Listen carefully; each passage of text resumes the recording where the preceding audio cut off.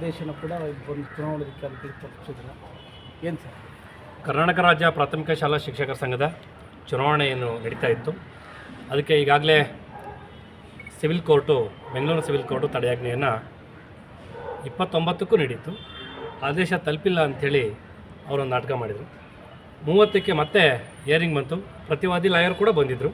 ಅವತ್ತು ಭಾಳ ಸ್ಪಷ್ಟವಾಗಿ ನ್ಯಾಯಮೂರ್ತಿಗಳು ಯಾವುದೇ ಪ್ರಕ್ರಿಯೆಯನ್ನು ಮುಂದೆ ಮಾಡಬಾರ್ದು ಅಂಥೇಳಿ ಆದೇಶ ಮಾಡಿದರು. ಆ ಆದೇಶ ಪ್ರತಿ ನಮಗೆ 4/5/2026 ಇಂದು ನಮ್ಮ ಕೈ ಸೇರಿತು. ಆ ಪ್ರತಿಯನ್ನು ನಾವು ರಾಜ್ಯ ಚುನಾವಣಾ ಕಚೇರಿ ಮತ್ತು ನಮ್ಮ ಸಂಘದ ಕಚೇರಿಯಲ್ಲಿ ಇರೋದ ಕಾರಣಕ್ಕಾಗಿ ಲೀಗಲಿ ಅವ್ರಿಗೆ ಹೋಗಿರ್ತದೆ. ಬಟ್ ನಾವು ಕೂಡ ಅದನ್ನು ತಲುಪಿಸ್ಬೇಕು ಅಂತ ಬಂದಿದ್ವಿ. ಬೆಳಗ್ಗೆಯಿಂದ ಕೂಡ ಬಂದ್ವಿ. ರಾಜ್ಯದ ಚುನಾವಣಾಧಿಕಾರಿಗಳು ನಾಪತ್ತೆ, ಸ್ವಿಚ್ಡ್ ಆಫು, ಕೈ ಸಿಗ್ತಿಲ್ಲ. ಅದಕ್ಕೆ ಕೂಡ ನಾವಿಲ್ಲಿ ರಿಸೀವ್ಡ್ ಬೇಕು ಅನ್ನೋ ಕಾರಣಕ್ಕೆ ಬಂದ್ವಿ. ಅಲ್ಟಿಮೇಟ್ಲಿ ಕೊನೆಗೆ ಒಪ್ಕೊಂಡು ರಿಸೀವ್ಡ್ ಕೊಟ್ಟಿದ್ದಾರೆ. ಒಂದು ಕಡೆ ಏನು ಹೇಳ್ತದೆ, ಭಾಳ ಸ್ಪಷ್ಟವಾಗಿ ಆರ್ಡರ್ ಹೇಳ್ತದೆ, taluka executive committee, district executive committee and state executive committee thereby defendant number 5 and 6 are hereby restrained from holding election to the dependent number 1 association for the post of Taluk Executive Committee, District Executive Committee and State Executive Committee until next date of hearing 29/6/2006. ಬಹಳ ಸ್ಪಷ್ಟವಾದ ಆದೇಶ.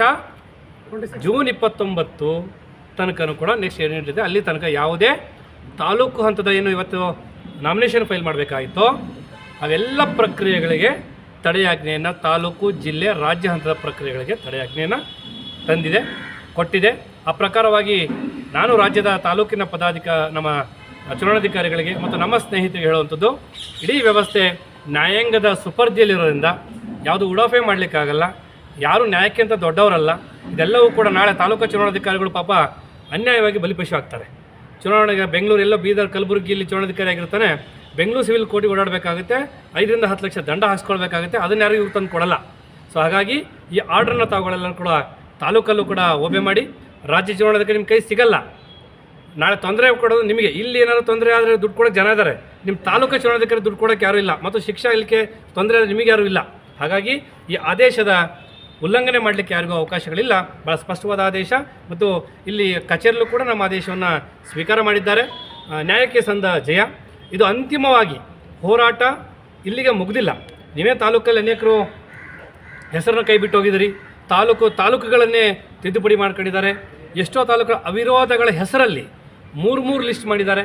ಯಾರು ತಾಲೂಕು ಅಧ್ಯಕ್ಷರುಗಳು ಒಂದು list ಕೊಟ್ಟಿದ್ದಾರೆ, ಅವರಿಗೆ ಮೊದಲು ಹೂ ಹೊಂದಿದ್ರು. ಈಗ ನಿನ್ನೆ ಹೊಸದ ಪಟ್ಟಿಯನ್ನು ಮಾಡಿದ್ದಾರೆ. 47 ತಾಲೂಕುಗಳಲ್ಲಿ ಚುನಾವಣೆಯನ್ನು ನಡೆಸದೇ ಅನ್ಯ ಮಾರ್ಗದಲ್ಲಿ ಅವ್ರಿಗೆ ಬೇಕಾಗಿರೋ ಲಿಸ್ಟನ್ನು ಈಗಾಗಲೇ ತಂದು ಇಲ್ಲಿ ಸೇರಿಸ್ತಾ ಇದ್ದಾರೆ.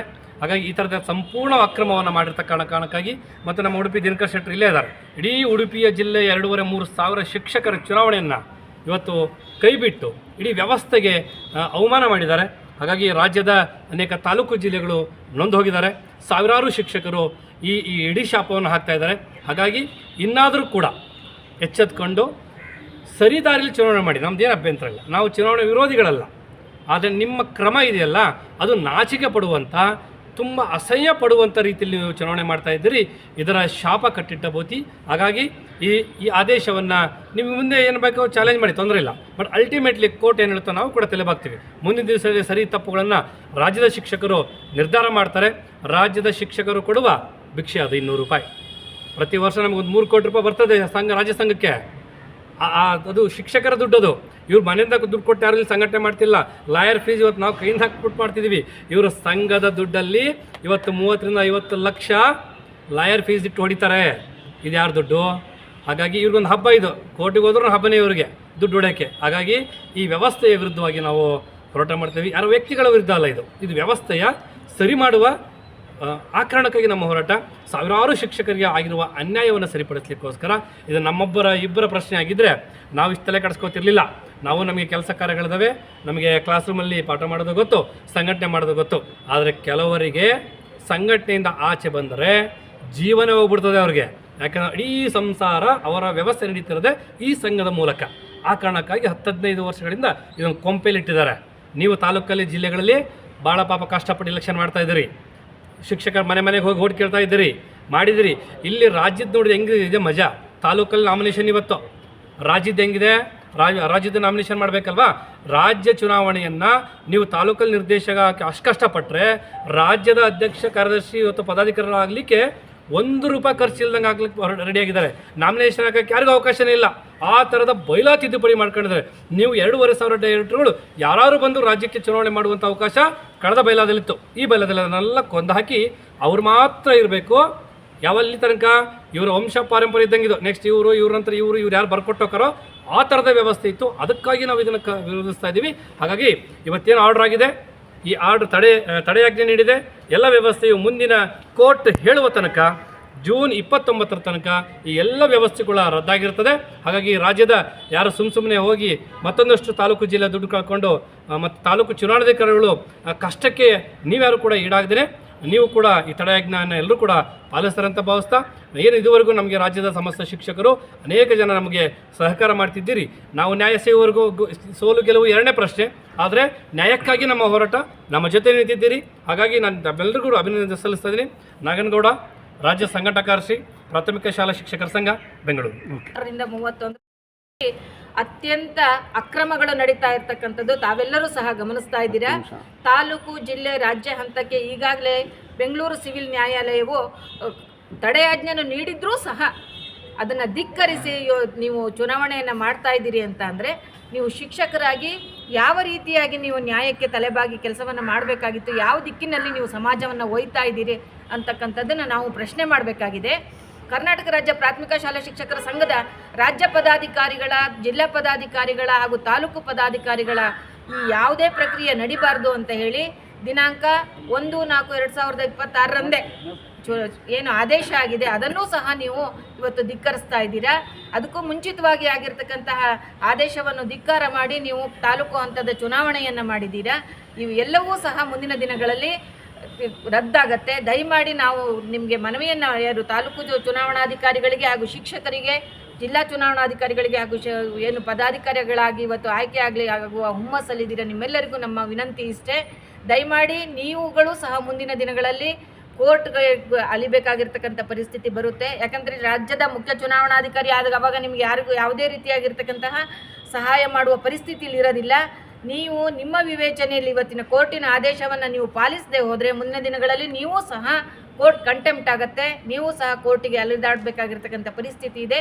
ಹಾಗಾಗಿ ತತ್ಕ್ಷಣದಿಂದಲೇ ಈ ವ್ಯವಸ್ಥೆಯನ್ನು ರಾಜ್ಯ ಬೆಂಗಳೂರು ಸಿವಿಲ್ ನ್ಯಾಯಾಲಯ, ಜಿಲ್ಲಾ ನ್ಯಾಯಾಲಯ ಏನು ಆದೇಶವನ್ನು ಮಾಡಿದೆ ಅದನ್ನು ಪಾಲಿಸಿ ಶಿಕ್ಷಕರಿಗೆ ನ್ಯಾಯ ಒದಗಿಸ್ತಕ್ಕಂಥ ಕೆಲಸವನ್ನು ಮಾಡ್ತೀರಿ ಅಂತ ನಾವೆಲ್ಲರೂ ಭಾವಿಸ್ತೀವಿ. ಇದು ನ್ಯಾಯಕ್ಕಾಗಿ, ಸತ್ಯಕ್ಕಾಗಿ, ಧರ್ಮಕ್ಕಾಗಿ ಮಾಡ್ತಾ ಇರ್ತಕ್ಕಂಥ ಹೋರಾಟ. ನಾವ್ಯಾರೂ ಸಹ ಶಾಶ್ವತ ಅಲ್ಲ, ಸಂಘಟನೆ ಶಾಶ್ವತ.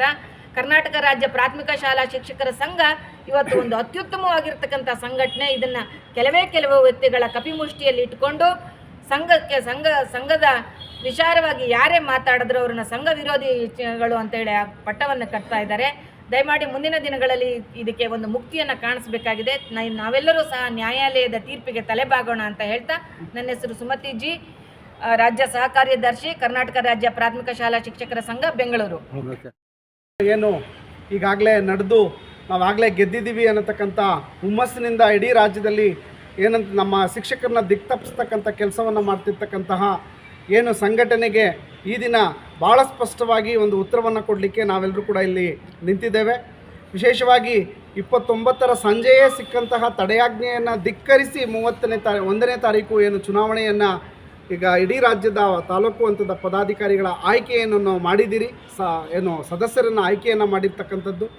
ಜೊತೆಗೆ ಅದರ ತಡೆಯಾಜ್ಞೆಯನ್ನು ಮತ್ತೊಮ್ಮೆ ನಾವು ಸಿವಿಲ್ ನ್ಯಾಯಾಲಯದಲ್ಲಿ ಅದರ ಸಂಬಂಧಿತವಾಗಿ ನಾವು ಮತ್ತೊಮ್ಮೆ ತಡೆಯಾಜ್ಞೆ ಮತ್ತು ಆದೇಶವನ್ನು ತರಲಿಕ್ಕೆ ನಾವು ಸಫಲರಾಗಿದ್ದೇವೆ. ಅದು ನಿನ್ನೆ ನಮಗೆ ಸಿಕ್ಕಿರ್ತಕ್ಕಂಥದ್ದು ಭಾಳ ದೊಡ್ಡ ಸಂತಸವನ್ನು ತಂದಿದ್ದು. ಜೊತೆಗೆ ಈ ದಿನ 4ನೇ ತಾರೀಕು ಇಡೀ ರಾಜ್ಯದ ತಾಲೂಕು, ಜಿಲ್ಲಾ ಮತ್ತು ರಾಜ್ಯ ಹಂತದ ಪದಾಧಿಕಾರಿಗಳ ಆಯ್ಕೆಯನ್ನು ನಡೆಸ್ತಕ್ಕಂಥ ಪ್ರಕ್ರಿಯೆಯನ್ನು ಚಾಲನೆ ಕೊಟ್ಟೇ ಇದ್ದೀರಿ.